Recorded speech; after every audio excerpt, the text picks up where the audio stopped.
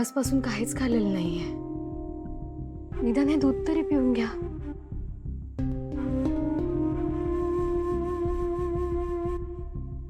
तुम्ही रागवलात ना माझ्यावर? नाही का राजा, तुझ्यावर नाही रागवले मी सिच्युएशनवर रागवले.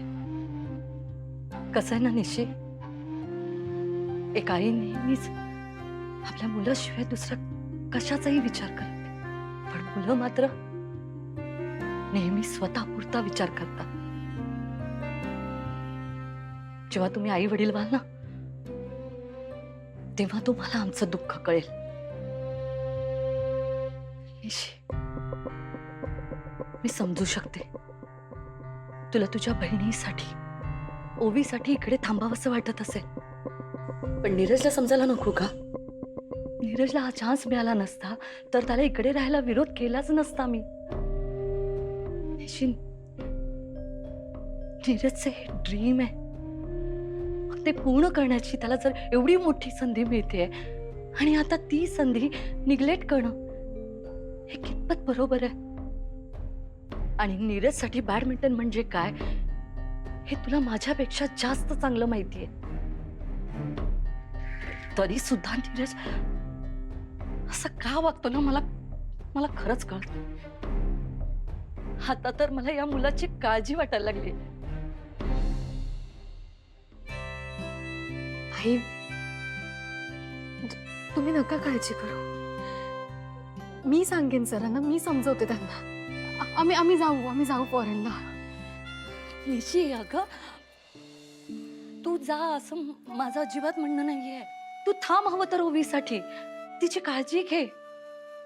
हवं तर मी तुझ्या बरोबर थांबते. ओवीला जेव्हा बरं वाटेल ना, तेव्हा मी तुझी तिकडे जाण्याची सगळी व्यवस्था करेन. पण एवढ्या कारणासाठी त्यांनी ऑफर नाकारणं मला नाही पटलं. आणि ओवीसाठी नाही, उद्याच जरी तो माझ्यासाठी थांबला असता ना, तरीही मला आवडलं नसतं. कारण तुमचं वय स्वप्न बघण्याचं आणि पूर्ण करण्याचं आहे.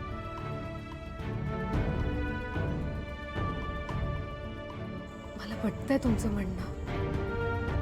मी समजावेन सरांना. निशी, तू मला विचारलं होतंस ना की मला मदर्स डेला काय गिफ्ट हवंय म्हणून. घे पटकन, फ्रेश वाटेल तुला. थँक्स.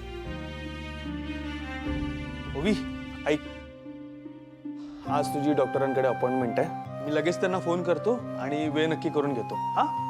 नाही, नको. का? तुझा अभ्यास असेल ना, इट्स ओके. हो अगं, पण फोन करायला कितीचा वेळ लागतोय?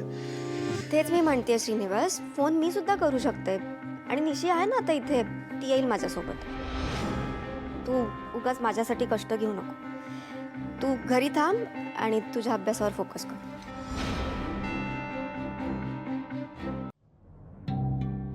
काय झालं, असं का बोलतेस? तुला बरं वाटत नाहीये का? तू असं तुटक का वागतेस माझ्याशी? हे बघ, मला माहितीये मी काल दिवसभर घरात नव्हतो. अगं, तुझी विचारपूस करायला मला वेळच नाही मिळाला. तू म्हणून नाराज आहेस का?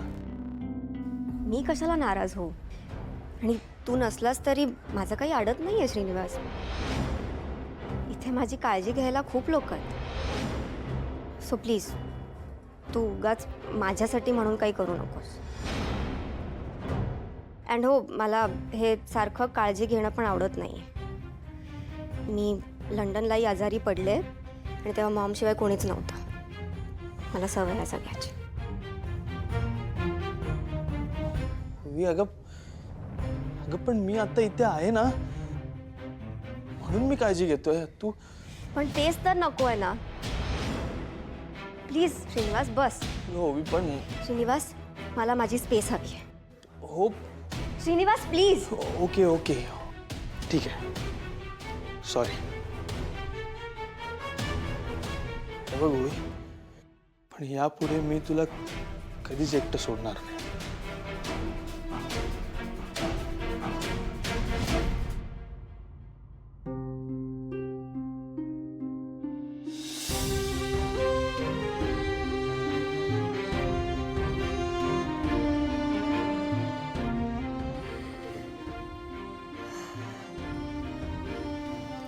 Really sorry.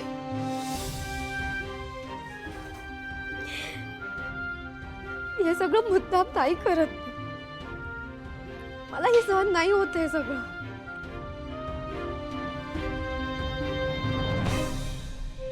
पण दादांना दिलेला शब्द मी नाही मोडू शकत.